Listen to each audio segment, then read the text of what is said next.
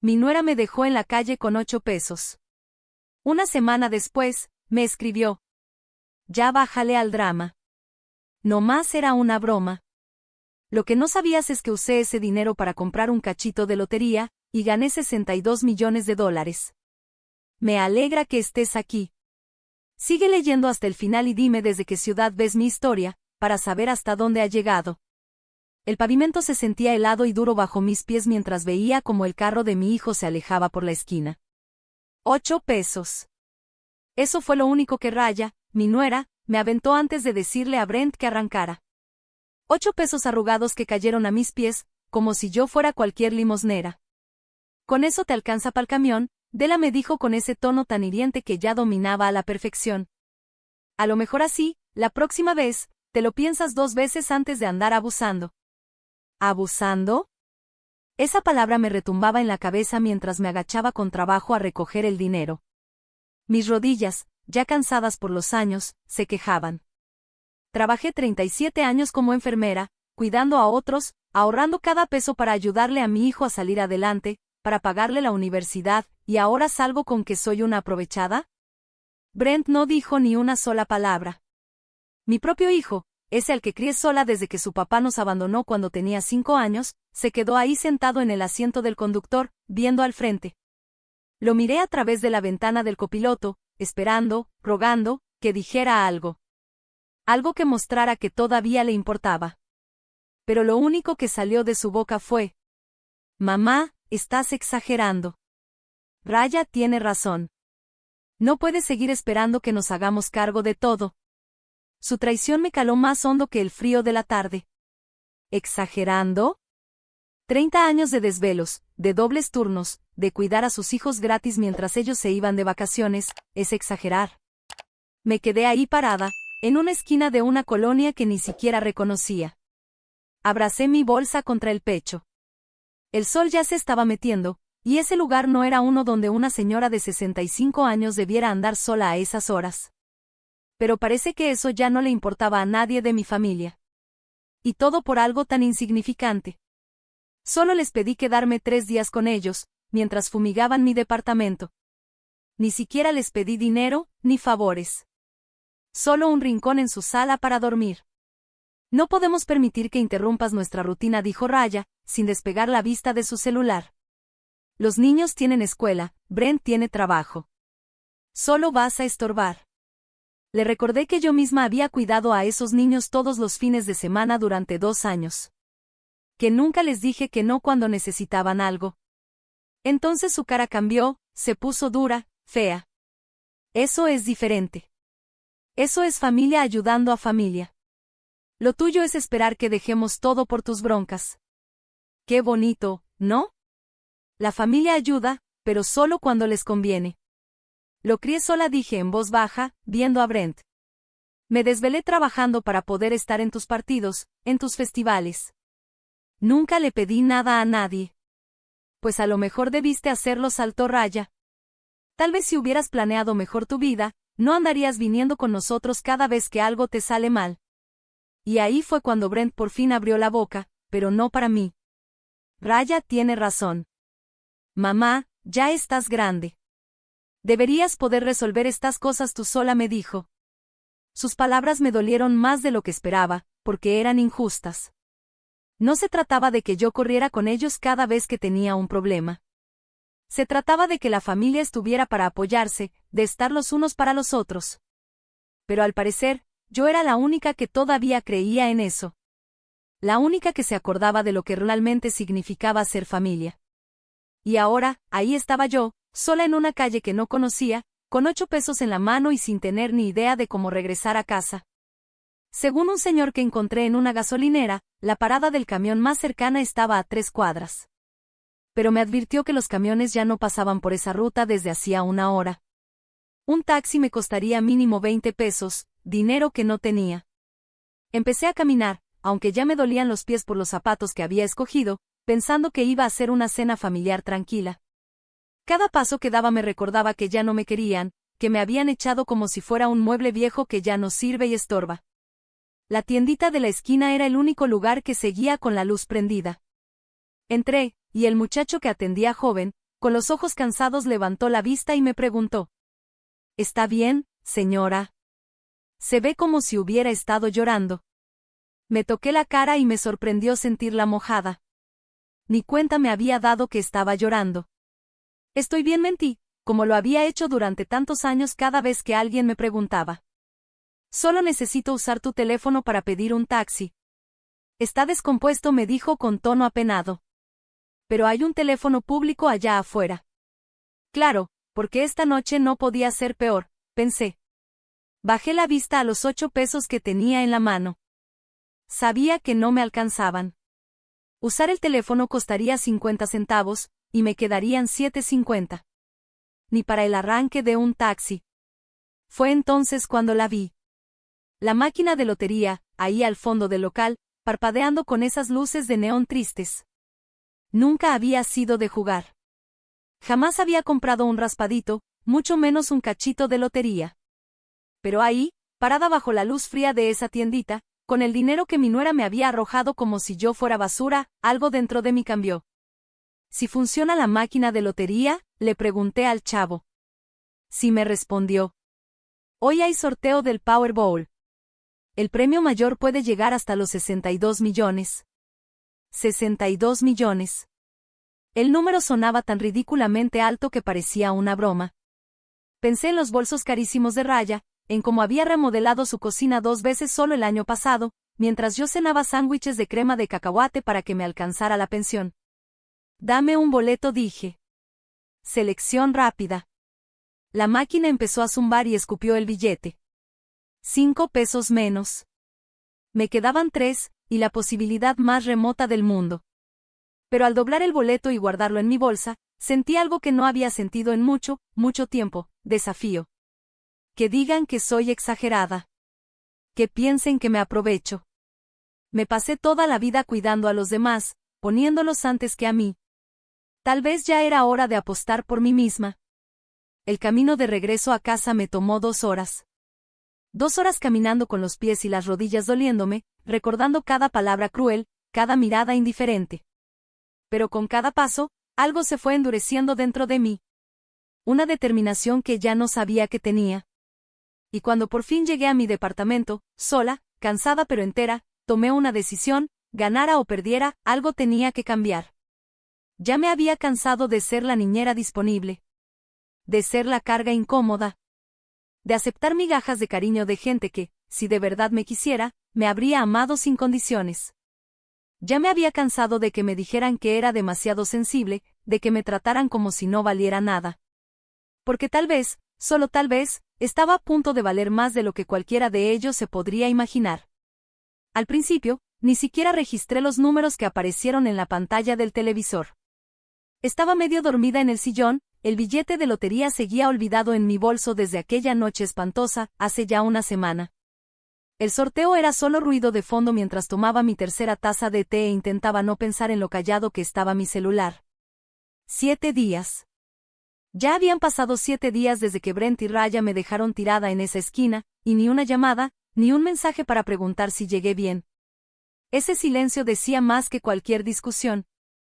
Los números ganadores del Powerball esta noche son 7, 14, 21, 35, 47, y el Powerball es el 9. Casi ni los reviso. ¿Para qué? ¿Cuál era el punto? Pero algo dentro de mí me hizo buscar el boleto en mi bolso. Tal vez solo quería distraerme, tener algo que hacer con las manos en lugar de seguir dándole vueltas a todo hasta lastimarme con mis propios pensamientos. El billete estaba arrugado, aplastado entre las llaves y la cartera. Lo alicé con cuidado y entrecerré los ojos para poder ver bien los números bajo la luz de la lámpara. 7, 14, 21, 35, 47. Y el Powerball, 9. Me empezaron a temblar las manos antes de que mi cerebro alcanzara a procesarlo por completo. Lo revisé una vez, luego otra, y otra más. Subí el volumen del televisor esperando que repitieran los números, convencida de que me había equivocado. Pero no. Ahí estaban otra vez. Los mismos exactos números que tenía en mi billete arrugado de 5 pesos. 62 millones de dólares. Dejé el billete sobre la mesa como si fuera de cristal, con miedo de que se rompiera si lo tocaba muy fuerte. Mi corazón latía tan fuerte que lo sentía hasta en el cuello. Esto no puede ser real. A mujeres como yo no les pasan estas cosas. Mujeres que fueron echadas a la calle por su propia familia, que caminan 2 horas para regresar a su casa con los pies adoloridos y el alma hecha trizas. Pero ahí estaba. Tenía el billete en mis manos. No dormí nada esa noche. Me quedé sentada en la mesa de la cocina viendo el boleto, tratando de entender lo que significaba. Por la mañana, tomé una decisión que ni yo misma esperaba, no se lo iba a decir a nadie. Al menos no todavía. Y la primera prueba llegó más pronto de lo que creí. Mi celular vibró justo cuando estaba preparando el café de la mañana. Vi el nombre de Raya en la pantalla, y el estómago se me hizo nudo. Ni siquiera había leído el mensaje y ya sabía que no sería una disculpa. Deja de ser tan dramática, Della. Fue solo una broma. Estás actuando como si hubiéramos hecho algo horrible. Brent se siente mal por lo de la otra noche. Tal vez podríamos cenar este fin si prometes no hacer un drama de nada. Solo una broma. Según ella, dejarme tirada en un barrio peligroso con 8 pesos era una broma. Y ahora tenía el descaro de ofrecerme volver a sus vidas, si me hacía la que no pasó nada. Me quedé viendo ese mensaje un buen rato, mientras el café se me enfriaba en las manos. Hace una semana, me habría aferrado a esa oportunidad. Me habría tragado el orgullo, me habría puesto una sonrisa falsa y habría agradecido lo poquito que me daban. Pero eso fue antes. Antes de saber lo que ahora sé. Escribí una respuesta sencilla. No puedo este fin, tengo cosas que hacer. Su contestación llegó en segundos. ¿Cosas qué? Si tú nunca haces nada.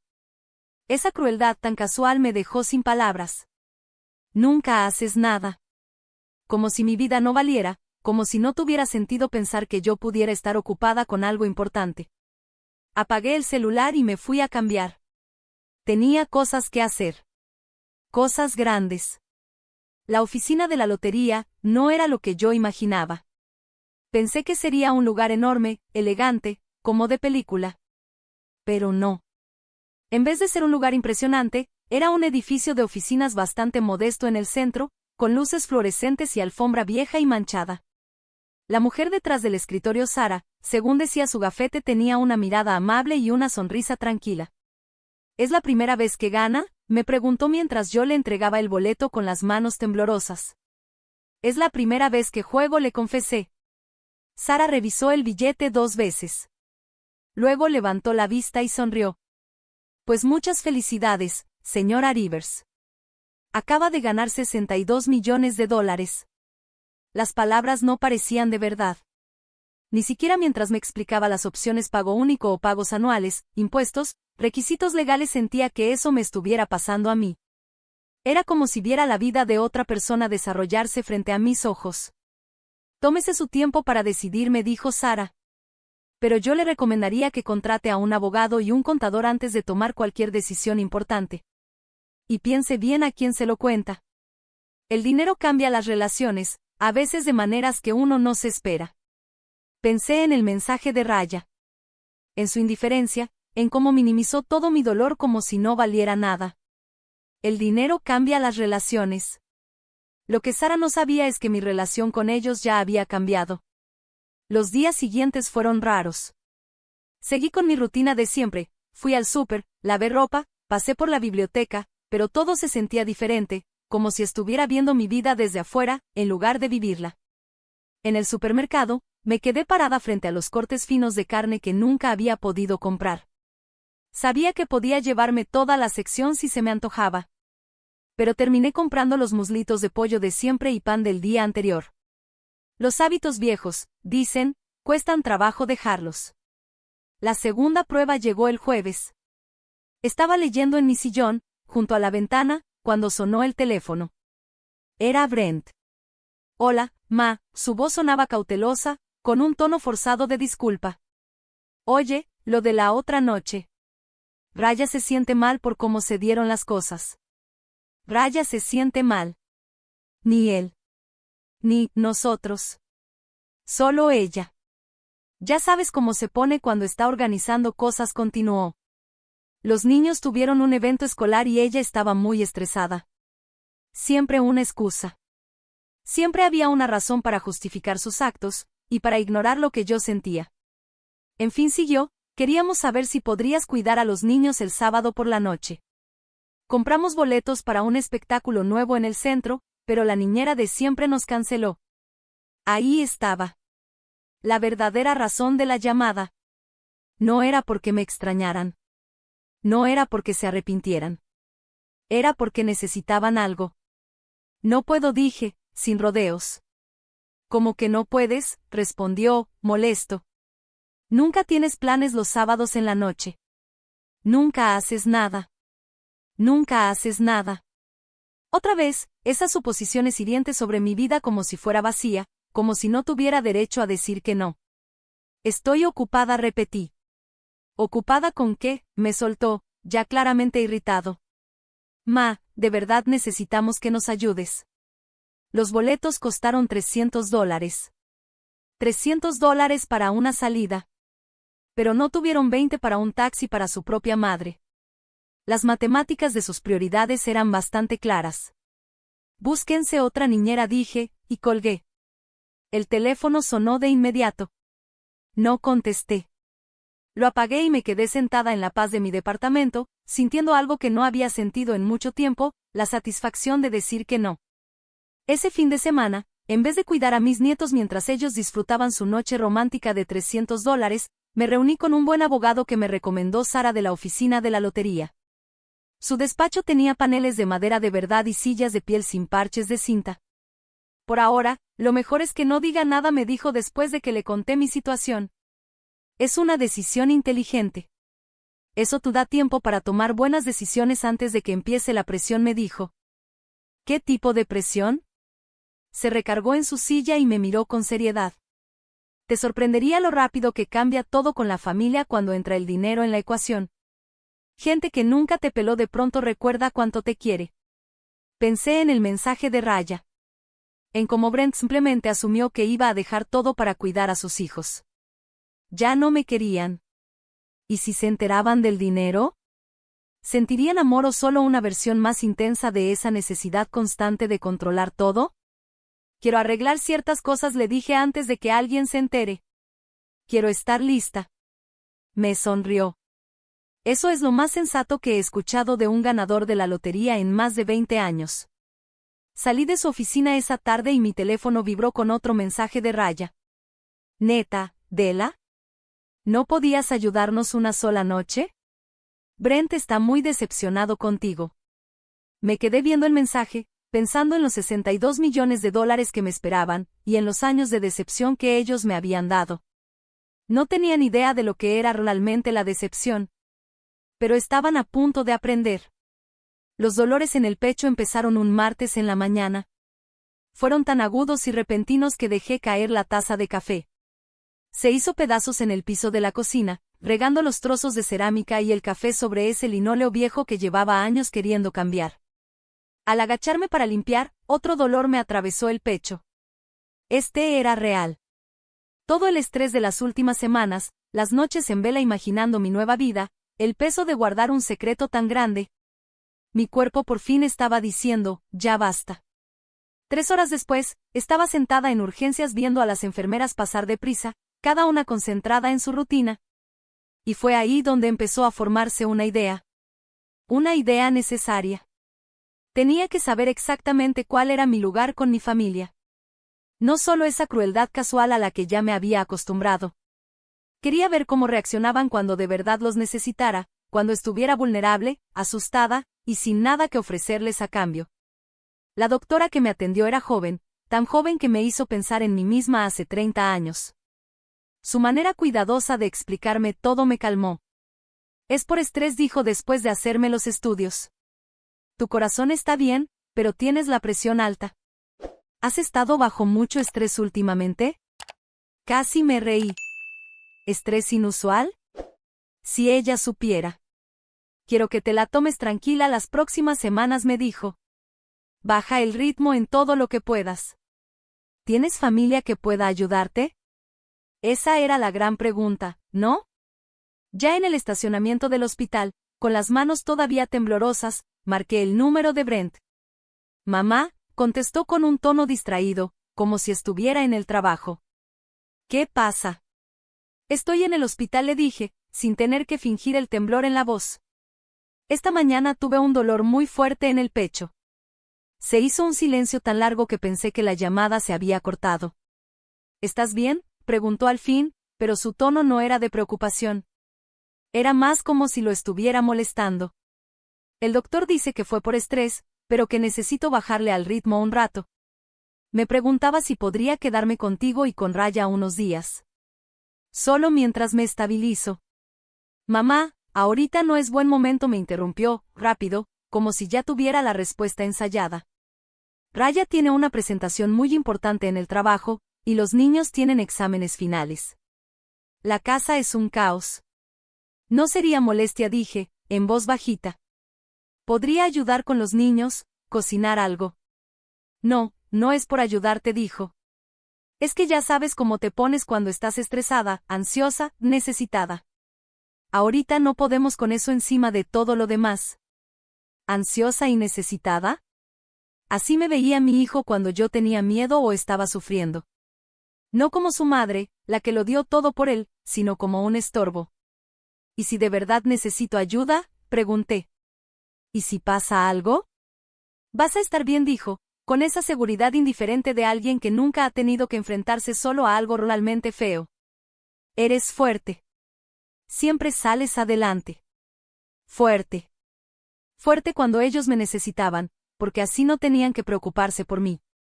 Pero cuando yo necesitaba que fueran fuertes por mí, entonces ya era ansiosa y necesitada. Tengo que colgar, ma, quedamos en 5 minutos.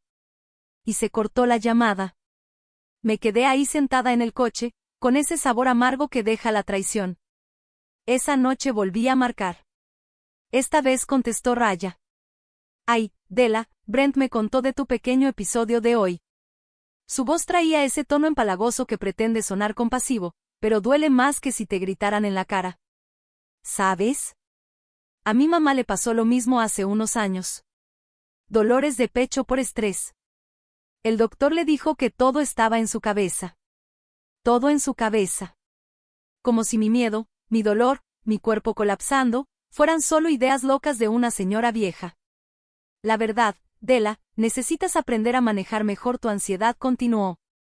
¿Has pensado en ver a un terapeuta? Hay opciones bastante accesibles para gente mayor. ¿Gente mayor? Ya me estaba clasificando. Metiéndome en una cajita, problema de la tercera edad que hay que manejar. Solo esperaba poder quedarme con ustedes unos días, dije, odiando lo débil que sonó mi voz. Hasta que me sienta más estable. Ay, corazón, ojalá pudiéramos ayudarte, de verdad. Pero la recámara de visitas ahora es la oficina de Brent. Y con tus temas de salud, ¿no estarías mejor en un lugar que tuviera, ya sabes, instalaciones adecuadas? Instalaciones adecuadas. Lo dijo como si hablara de algo neutro, lógico. Pero todos sabemos lo que quería decir. ¿Qué tipo de instalaciones?, pregunté, aunque ya sabía la respuesta. Bueno, está ese lugar de asistencia para adultos en la Maple Street. Muy lindo. Cobraban una tarifa bastante razonable. Tienen enfermeras, actividades, hasta talleres. La verdad, podrías disfrutarlo más que estar aquí encerrada con todo el caos de la casa. La sugerencia me pegó como un golpe en el estómago. No solo no quería ayudarme en una emergencia de salud. Estaba usando esto como excusa para sacarme de su vida. Para siempre. Ya veo, alcancé a decir. Es lo mejor, supongo. Pero Raya siguió, emocionada con el plan. No tendrías que preocuparte por el súper, ni la limpieza, ni nada de eso. Y podríamos vernos cuando nuestros horarios coincidan. Cuando sus horarios coincidan. Lo que, viendo cómo habían sido las últimas semanas, significaba, nunca. Creo que mejor te dejo, le dije. Cuídate, Dela. Piensa bien en lo que te dije. A veces un cambio de ambiente es justo lo que uno necesita. Después de colgar, me quedé sentada en mi apartamento, en silencio. y sentí como algo dentro de mí se moría. No era la esperanza, esa ya había muerto hace semanas, con $8 arrugados en el bolsillo, en una esquina sin taxi. Lo que murió esta vez fue la última parte de mí que aún creía que la sangre significaba algo. No solo no me iban a ayudar. Estaban buscando activamente cómo deshacerse de mí. Para siempre. Raya prácticamente ya estaba buscando asilos mientras yo apenas le empezaba a explicar mis síntomas. Pero en vez de buscar residencias, abrí mi laptop y empecé a investigar otra cosa: despachos de abogados, especialistas en testamentos, planificación patrimonial, asesores financieros expertos en premios de lotería. Si mi familia quería tratarme como una carga, me iba a asegurar de que nunca más tuvieran la oportunidad de serlo para mí. A la mañana siguiente, llamé a mi abogado. Quiero cambiar mi testamento, le dije. Y quiero armar unos fideicomisos. Específicamente, quiero asegurarme de que, si algo me pasa, ciertas personas no puedan decir que me cuidaron por amor. Quiero protegerme legalmente de cualquier abuso. Afirmaciones por influencia indebida, dijo, entendiendo perfecto. Muy inteligente, sobre todo con lo que me ha contado de cómo se han portado últimamente. Hay otra cosa, le dije. Quiero hacerles una prueba. Pero necesito que quede registrada. ¿Qué clase de prueba? Le conté sobre los dolores en el pecho, cómo reaccionaron, lo que dijo Raya sobre internarme en una residencia. Quiero ver hasta dónde son capaces de llegar, le dije. Quiero saber quiénes son en realidad antes de decidir qué hacer con lo que me queda de vida. Guardó silencio un momento. Señora Rivers, ¿está segura de que quiere pasar por esto? Usted ya sabe que no la están tratando bien. Sé que no me respetan, le corregí. Pero necesito saber si queda algo de cariño, de preocupación real. Porque si no lo hay. Pensé en esos $62 millones, en los 37 años que pasé como enfermera, y en un hijo que me llamó, ansiosa y necesitada, cuando tenía miedo y dolor. Si no lo hay, necesito saberlo.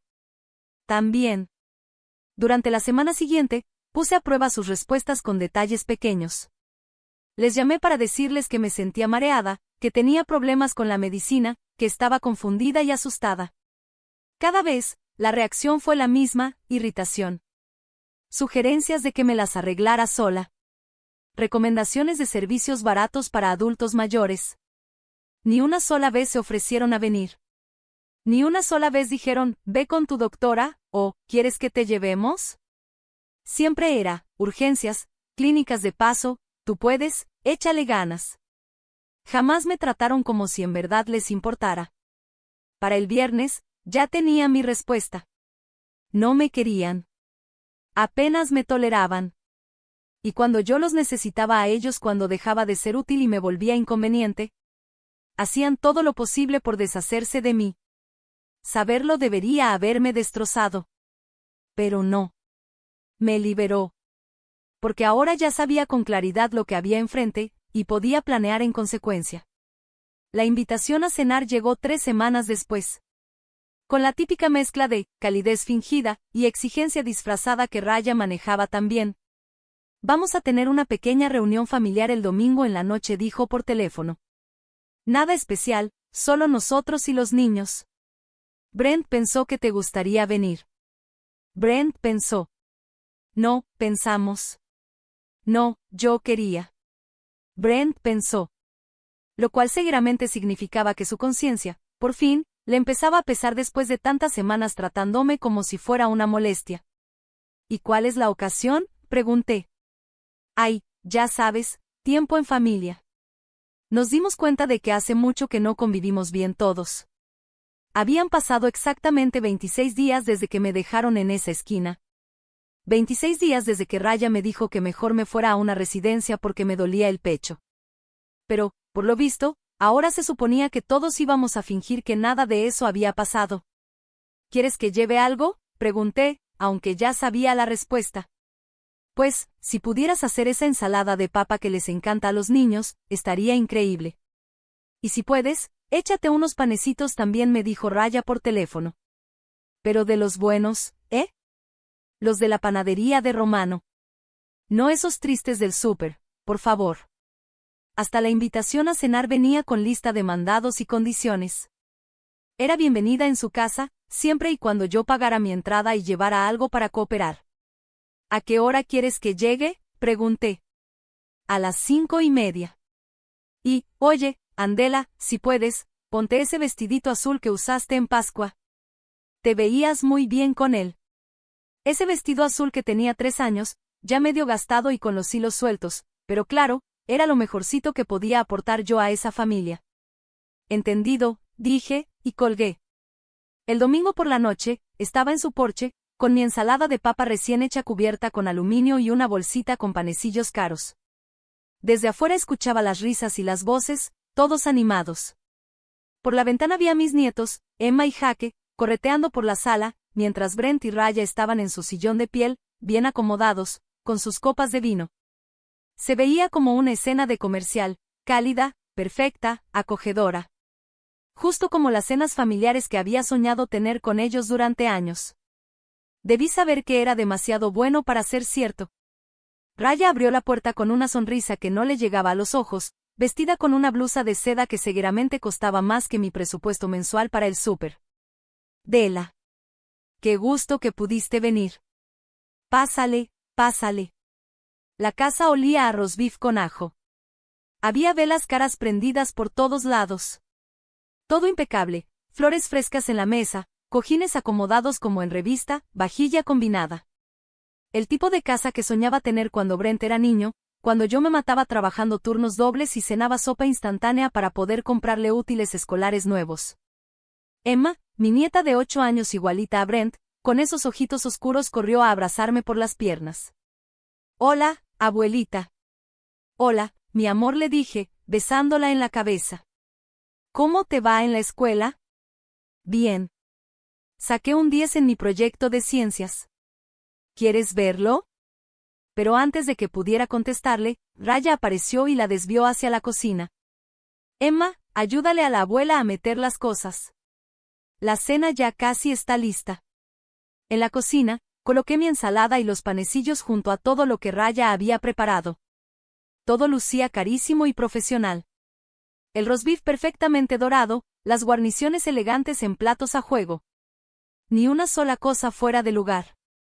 Todo se ve delicioso, dije, sinceramente. Gracias, contestó, suspirando como si hubiera cruzado el desierto a pie. Estuve cocinando todo el día. Pero noté que varias cosas aún tenían las etiquetas del deli pegadas. Al menos parte del menú lo había encargado. Brent apareció en la puerta con una cerveza en la mano. Me dio un abrazo de esos medio incómodos, rápido, sin fuerza, como por compromiso. Hola, ma. Qué gusto verte. Igual, hijo, le dije. Lo miré bien. Buscaba algo en su cara, un poco de ternura, alguna señal de que en verdad me había extrañado. Pero no. Tenía la misma cara amable y neutra que uno le pone al vecino o a un compañero de oficina. ¿Cómo te has sentido?, preguntó. ¿Has tenido más de esos episodios del pecho? Sonaba preocupación, pero lo dijo con el mismo tono que usaría para preguntar si iba a llover. Como si no supiera que me estaba desmoronando por dentro. Me las arreglo, dije. Bien. Bien, eso pensé. Eres fuerte. Otra vez con lo mismo. Era fuerte, mientras eso significara que no tenían que preocuparse por mí. Que no tuvieran que ofrecer ayuda, ni mirar más allá de lo cómodo. La cena empezó bastante bien. Los niños contaron cosas de la escuela y de sus amigos, Brent habló de un posible ascenso en su trabajo, y Raya compartió chismes de los vecinos. Por unos minutos, me dejé llevar por la ilusión de que esto era lo que siempre había querido, una cena familiar normal, sentir que tenía un lugar en su mesa. Esa ilusión se rompió justo a la mitad de la comida. Oye, mamá, dijo Brent mientras cortaba su roast beef con la precisión de un cirujano, Raya y yo hemos estado platicando, y creemos que ya va siendo hora de que consideres hacer algunos cambios en tu estilo de vida. La manera tan neutra con la que lo dijo me dio náuseas. ¿Qué tipo de cambios?, pregunté. Raya se inclinó hacia adelante, con esa cara seria y preocupada que solo usa cuando está a punto de decir algo doloroso disfrazado de preocupación genuina. Nos tiene inquietos que vivas sola, dijo. Sobre todo después de esos sustos que tuviste con la salud. ¿Y si un día te pasa algo más grave y nadie está ahí para ayudarte? Tengo vecinos, respondí con calma. Y siempre puedo llamar al 911. Sí, pero eso no es una solución a largo plazo, ¿verdad?, intervino Brent. O sea, ya tienes 65 años. Estas cosas solo se van a poner más complicadas. Estas cosas. Mi edad, mi salud, mi existencia. Ya no era una persona. Era un problema. Algo que había que gestionar. ¿Y qué proponen?, pregunté, aunque ya tenía una idea bastante clara. Raya se iluminó como si hubiera estado esperando justo esa pregunta. Hay un lugar que se llama Sunset Manor. Es una residencia para adultos mayores. Está muy bien equipada, con enfermeros, actividades, planes de comida y todo eso. Es un lugar muy bonito. Y a nosotros nos quitaría mucho estrés, agregó Brent, sin rodeos. Nos preocupamos todo el tiempo por ti, Ma. Si estás comiendo bien, si tomas tus medicinas, si estás segura. Sería un alivio saber que estás en buenas manos, con atención profesional. Atención profesional. O sea, mandarme a una residencia para no tener que sentirse mal por no estar al pendiente de mí. ¿Ya investigaron el lugar?, pregunté. Claro, dijo Raya entusiasmada. Pasé por ahí la semana pasada. Tiene unos jardines lindísimos, el personal es amable y no es tan caro. Bueno, dentro de tu presupuesto del seguro social, si tienes cuidado. Ya habían hecho las cuentas. Sabían cuánto costaba guardarme y decidieron que era accesible. ¡Qué lindos! Lo mejor, siguió Raya, es que está a solo 20 minutos de aquí. Podríamos visitarte con frecuencia. ¿Qué tan frecuente?, pregunté. Brent y Raya se miraron. Pues, ya sabes cómo están nuestras agendas. Probablemente una vez al mes. Tal vez más seguido en vacaciones. Visitas mensuales. Después de una vida criando a Brent, de estar en cada caída, cada fiebre, cada decepción, de renunciar a mis propios sueños para empujarlo a los suyos. Me ofrecían visitas mensuales. ¿Y los niños?, pregunté. ¿Cuándo vería a Emma y a Jake? Otra mirada entre ellos. Esta vez más larga, más incómoda. Mira, dijo Raya despacito, creemos que lo mejor sería que las visitas con ellos fueran supervisadas. Ya sabes cómo te pones cuando estás estresada o alterada. No queremos que los niños te vean así. ¿Visitas supervisadas? Estaban hablando de mí como si fuera un riesgo. Como si el amor que sentía por mis nietos fuera algo dañino. Como si necesitara ser vigilada. ¿Cómo me pongo?, pregunté, bajito. Ay, ya sabes, dijo Raya, haciendo un gesto con la mano. Te pones emocional, muy necesitada. Los niños no entienden por qué la abuela siempre está triste o angustiada. Siempre triste o angustiada. Porque llevaba años de duelo por una familia que ya me había borrado del corazón mientras planeaban cómo sacarme de sus vidas. Creemos que esto es lo mejor para todos, dijo Brent con un tono como de cierre de trato. Tú vas a estar bien cuidada, con actividades, médicos. Nosotros vamos a estar más tranquilos, y los niños podrán verte cuando estés en tu mejor momento. Volteé a ver la mesa. A las personas que se suponía que me amaban. A mi hijo, hablando de mandarme lejos como si yo fuera un pendiente más de su lista. A mi nuera, emocionadísima por la idea de que me largaran de una vez por todas. A mis nietos, inocentes, demasiado pequeños para entender, pero ya viejos para empezar a captar que su abuela era alguien que se tenía que controlar y mantener a raya. Necesito pensarlo, dije. Claro, respondió Raya con una sonrisa fingida. Tómate tu tiempo. Aunque, debería mencionarte que hay lista de espera. Si sí te interesa, conviene que te apuntemos pronto. Ya sabían de la lista. Esto no era una propuesta, era una presentación formal de algo que habían decidido desde hace semanas, quizá meses. Me disculpé para ir al baño. Necesitaba alejarme de sus caras preocupadas, de sus razones tan bien pulidas sobre por qué yo debía desaparecer. Frente al espejo me vi. El vestido azul que Raya me había pedido que usara. El maquillaje que me puse con tanto cuidado para verme bien. La esperanza tonta que cargaba cuando llegué a esa casa. Parecía exactamente lo que era, Una señora mayor intentando a la desesperada ganarse el cariño de gente que ya me había tachado como una carga. Pero ya no era solo una señora mayor. Era una señora mayor con 62 millones de dólares y absolutamente nada que perder. Cuando regresé al comedor, todos me veían con cara de expectativa. Como si pensaran que ese tiempo sola en el baño me había servido para entrar en razón, y ahora iba a agradecerles por resolver el problema, que era mi existencia. Ya tomé mi decisión, dije, sentándome de nuevo. ¡Qué emoción!, aplaudió Raya. Te va a encantar, de verdad. ¿Quieres que mañana te apunte en la lista? Los miré uno por uno. A mi hijo, que nunca se había detenido a preguntarme si me sentía sola. A mi nuera, que había sacado cuentas para saber cuánto costaba deshacerse de mí. A mis nietos, a quienes les estaban enseñando que el amor viene con condiciones y fecha de expiración. No dije en voz baja. No creo que necesite una residencia asistida, después de todo. El silencio fue tan fuerte que casi se podía romper con los dedos. Duró varios segundos, hasta que Raya soltó una risita nerviosa. ¿Cómo que no la necesitas?, preguntó, forzando una sonrisa. Dela, ya te explicamos por qué es la mejor opción para todos. Doblé la servilleta con calma y la dejé a un lado del plato.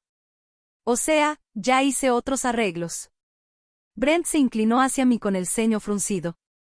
¿Qué tipo de arreglos? Mamá, no puedes ignorar la realidad nomás porque no te gusta. La realidad. No se me pasó la ironía. De hecho dije, mientras metía la mano al bolso, creo que ya va siendo hora de que todos nos enfrentemos a la realidad. Saqué el boleto de lotería. No el original, ese estaba bien guardado en la bóveda del despacho de mi abogado, sino una copia que mandé hacer justo para este momento. Lo puse sobre la mesa, entre los platos finos, y me quedé mirando cómo se transformaban sus caras mientras leían los números. ¿Qué es esto?, preguntó Raya, aunque su voz ya era apenas un susurro. Es un boleto de lotería, dije tranquila. De la noche en que me dejaron en Elm Street con $8. Brent tomó el papel, repasando los números con los ojos. Mamá, ¿qué estás tratando de probar? Entonces compraste un boleto, ¿y? Busca los números ganadores de hace 3 semanas, le dije. Los tienes en tu teléfono. Vi cómo sacaba su celular y deslizaba los dedos por la pantalla. Vi el segundo exacto en que los encontró. Vi cómo el color se le iba del rostro cuando comparó los números del papel con los del sitio oficial. Esto es, empezó a decir. Luego se quedó callado. Y me miró con algo que nunca le había visto en los ojos, miedo.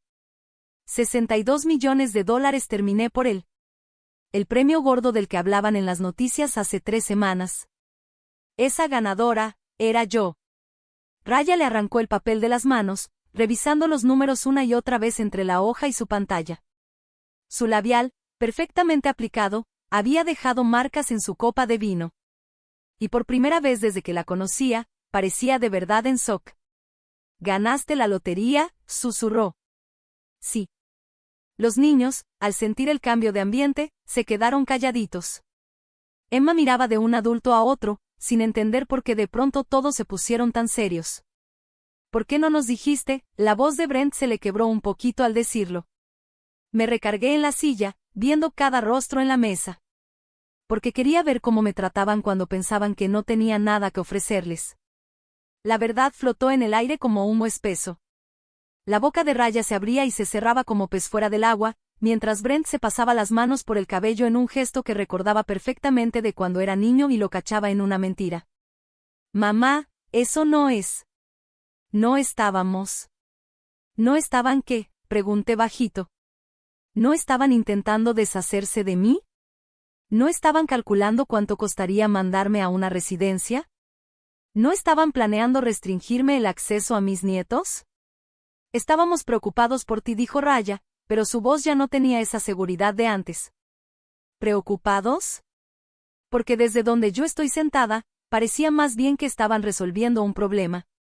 Un problema incómodo, viejo, necesitado, que les estorbaba en su vida perfecta.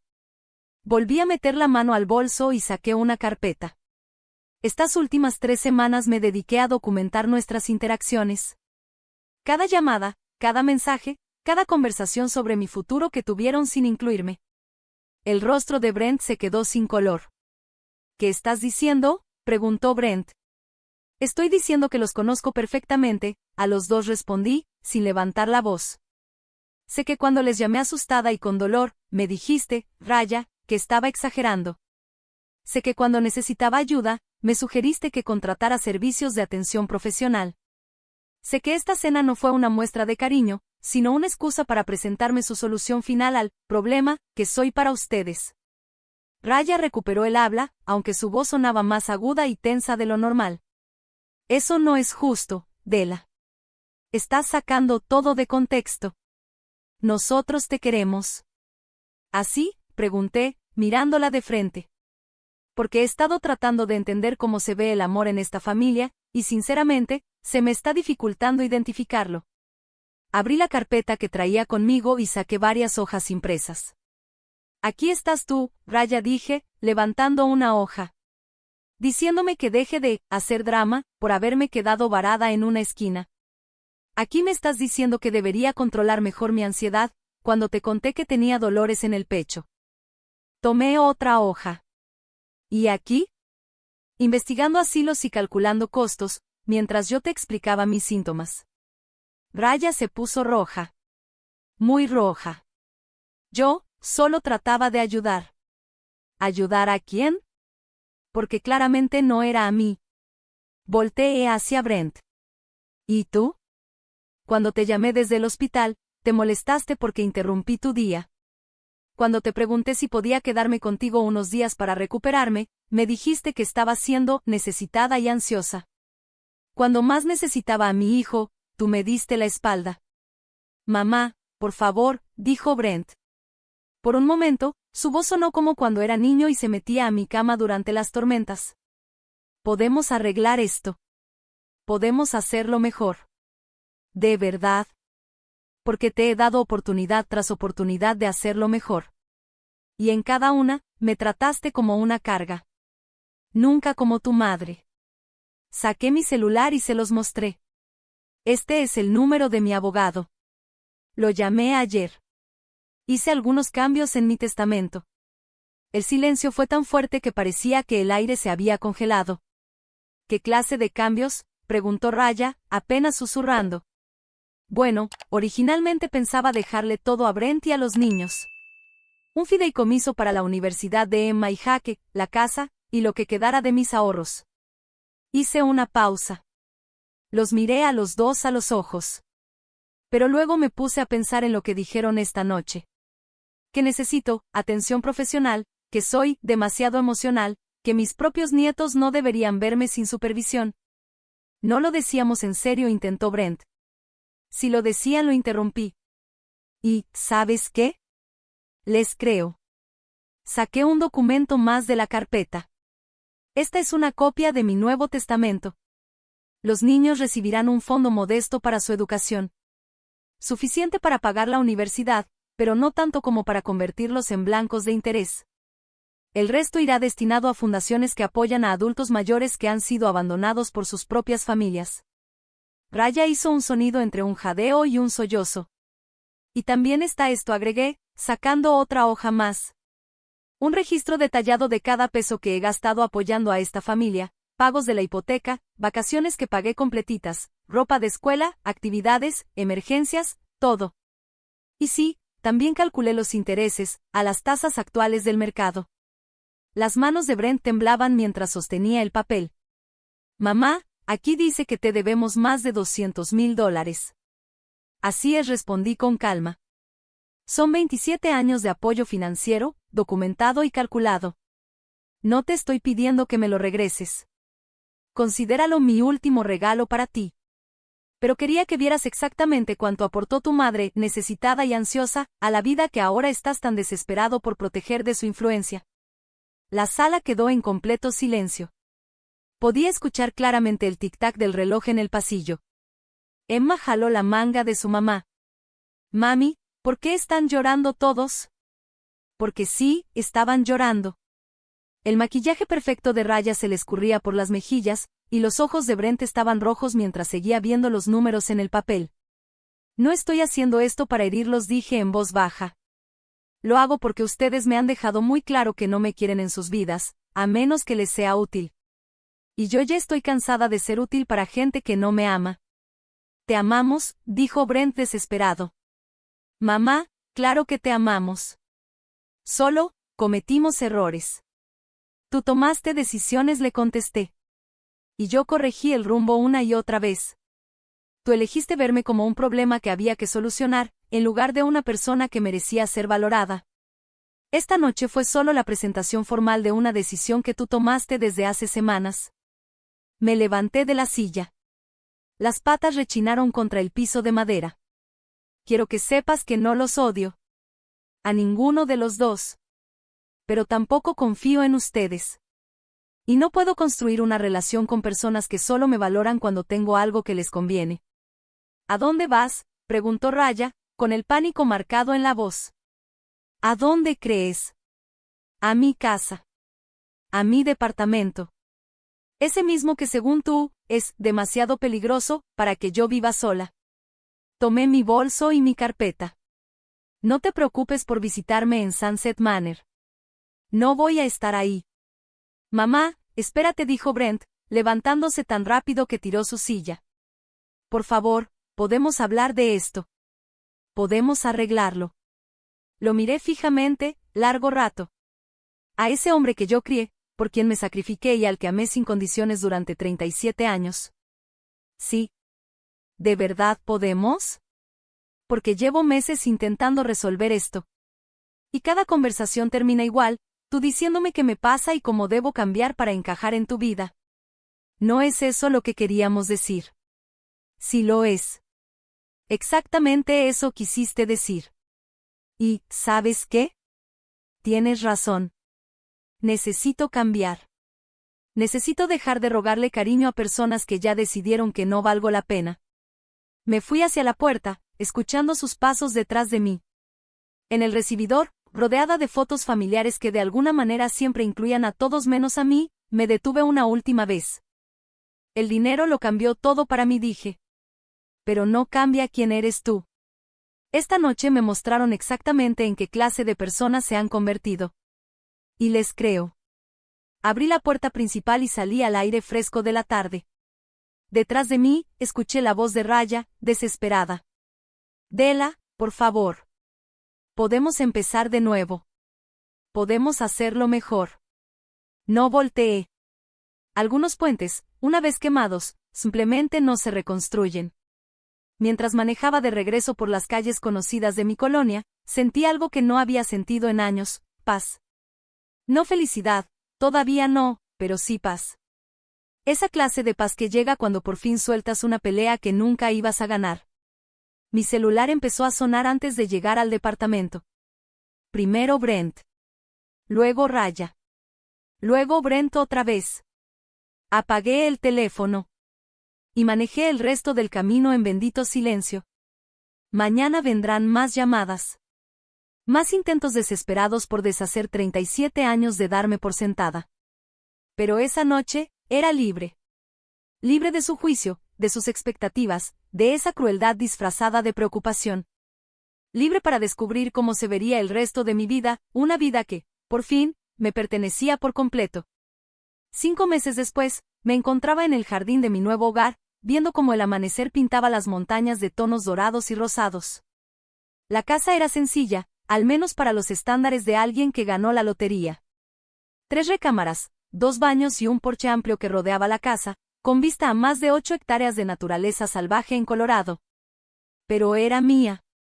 Completamente mía. Cada tabla, cada clavo, cada ventana los elegí yo, porque me encantaba cómo entraba la luz en la cocina cada mañana. Las llamadas dejaron de llegar hace como 3 meses. Al principio estaban desesperados. Brent marcaba 2 veces al día. Raya me mandaba mensajes larguísimos, alternando entre disculpas, reproches y drama. Intentaron de todo, culpa, enojo, promesas de cambiar, amenazas de que iban a cortar contacto para siempre.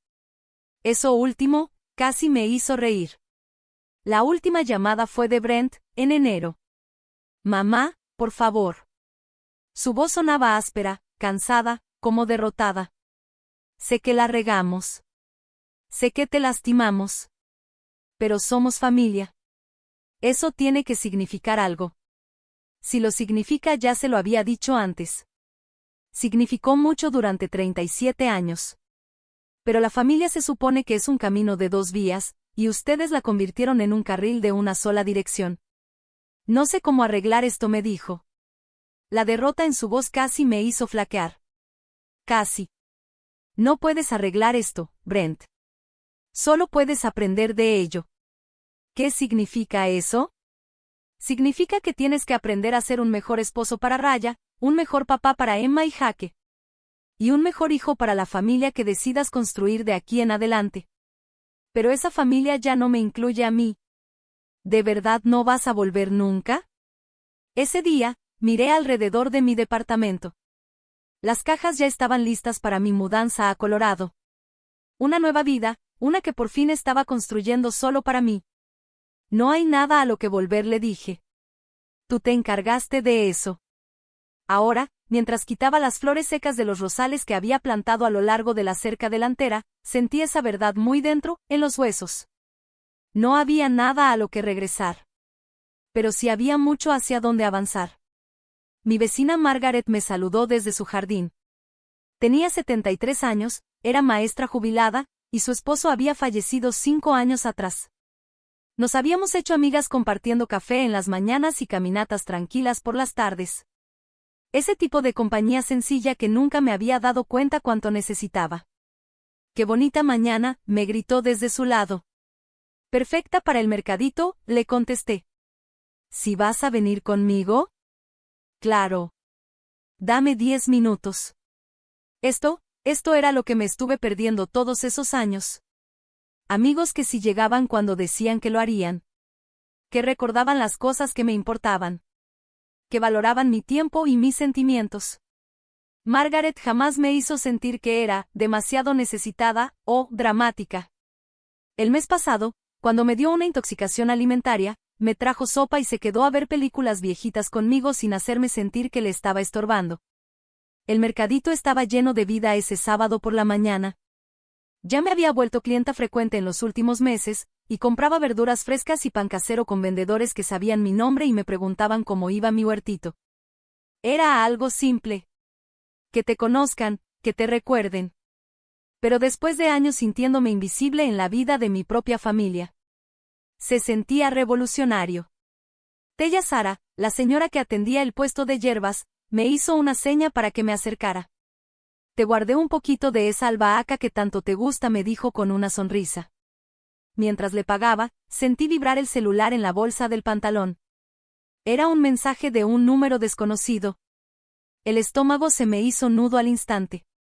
Incluso después de 6 meses, los mensajes inesperados todavía me disparaban esa ansiedad vieja y conocida. Pero esta vez, no era Brent. Ni Raya. Era Emma. Mi nieta. Hola, abuelita. Mi mamá me dio tu número. Te extraño, ¿puedo llamarte algún día? Me quedé viendo la pantalla, con el pecho apretado y una mezcla de emociones que no sabía cómo procesar. Emma ya debía tener 9 años. Suficiente para preguntarse por qué su abuela había desaparecido de su vida. Tal vez, también tenía edad suficiente para extrañarme. Le contesté con cuidado. Yo también te extraño, mi amor. Llámame cuando quieras. La respuesta llegó casi de inmediato. ¿Puedo llamarte ahorita? Volteé a ver el mercado. Margaret estaba en el puesto de al lado, comparando tomates como cada sábado. Era una mañana tranquila, de esas que había aprendido a disfrutar en esta nueva vida que había creado para mí. Busqué un rinconcito apartado, me senté en una banca de madera y marqué el número. Abuelita, dijo una vocecita, bajita, insegura. Hola, mi niña. ¿Cómo estás? Bien. Mamá dice que te fuiste lejos porque estabas triste. ¿De boca de niños? Algo así, mi amor. ¿Y tú cómo estás? ¿Cómo va la escuela? ¿Y tu hermanito? Durante los siguientes 20 minutos, Emma no paró de hablar. Me platicó de su nueva maestra, de la fiesta de cumpleaños de su mejor amiga, del libro que estaba leyendo. Cosas normales, cosas hermosas. Cosas que me llenaban el alma y al mismo tiempo me rompían el corazón. Abuelita, me dijo ya casi para despedirse, ¿eres feliz allá donde vives? La pregunta me tomó por sorpresa. Sí, corazón. Soy feliz. Qué bueno. Mamá a veces llora y dice que te extraña. Cerré los ojos. Sentí el peso de todas las decisiones y las consecuencias de los últimos años. Yo también extraño a tu mamá. Pero a veces los adultos tomamos decisiones que lastiman a otros, y esas heridas tardan en sanar. ¿Vas a volver algún día? La pregunta que más temía. La que había ensayado 1000 veces en mi cabeza. No lo creo, Emma. Pero eso no quiere decir que no te quiera. A veces, aunque uno ame mucho, eso no es suficiente para arreglarlo todo. Después de colgar, me quedé sentada en el coche por un buen rato, viendo cómo las familias caminaban por el mercadito, riendo, cargando flores, pan y verduras. Una parte de mí deseaba volver corriendo, abrir esa puerta y fingir que los últimos 6 meses nunca pasaron. Ser la abuela que horneaba galletas, que ofrecía amor sin condiciones. Aunque la trataran como una carga.